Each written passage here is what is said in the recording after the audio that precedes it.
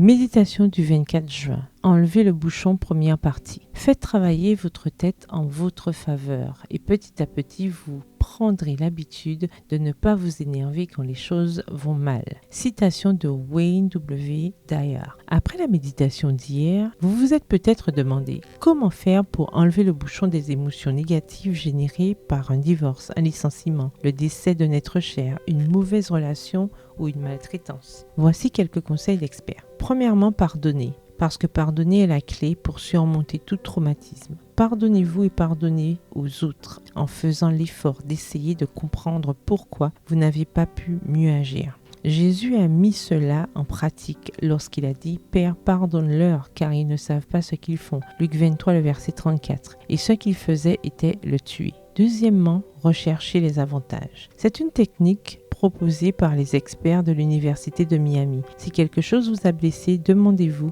ai-je appris quelque chose que je ne savais pas? Ai-je ajouté quelque chose à ma personnalité que je n'avais pas avant? Me suis-je libérée d'une mauvaise relation? Suis-je maintenant plus compatissante et compréhensive? L'objectif visé en vous posant ces questions est de donner un sens à ce qui est mauvais. D'une certaine manière, cela ressemble à l'attitude de Jésus. Lorsqu'il était au plus mal, demandant au Père s'il est possible que cette coupe s'éloigne de moi, Matthieu 26, verset 39, Jésus a été capable de voir au-delà de sa propre souffrance et de ses émotions et de comprendre le bienfait de son sacrifice pour toute l'humanité. C'est pourquoi il a dit « non pas comme je veux, mais comme tu veux ». Troisièmement, vivez dans le présent ou, comme l'a dit Jésus, à chaque jour suffit sa peine. Matthieu 6, verset 34. C'est précisément pleurer une absence qui nous fait prendre conscience de la nécessité de vivre l'instant présent. Il y a des larmes qui donnent de la perspective.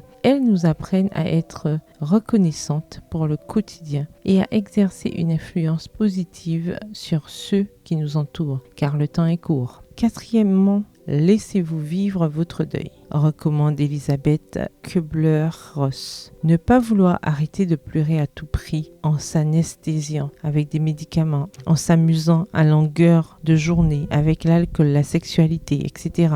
Le deuil a son processus qui prend du temps et cela ne signifie pas être émotionnellement déséquilibré. Écourter le deuil est négatif. Et cinquièmement, essayez de faire quelque chose qui soit incompatible avec l'émotion négative. C'est le conseil d'Antonio Damasio, un neuroscientifique reconnu. Par exemple, si vous êtes en colère, regardez un film drôle. Prenez un bébé dans vos bras ou faites de l'exercice. Je ne suis pas une experte en psychologie ou en intelligence émotionnelle, mais j'ose ajouter, car ce n'est pas un esprit de crainte que Dieu nous a donné, mais un esprit de force, d'amour et de maîtrise de soi. De Timothée 1, le verset 7 dans la version Jérusalem. Utilisons-le. Le verset du jour se trouve dans Jérémie 17, le verset 9 dans la version Parole de vie. Le cœur humain est plus trompeur que tout. Bonne journée, que l'Éternel vous bénisse.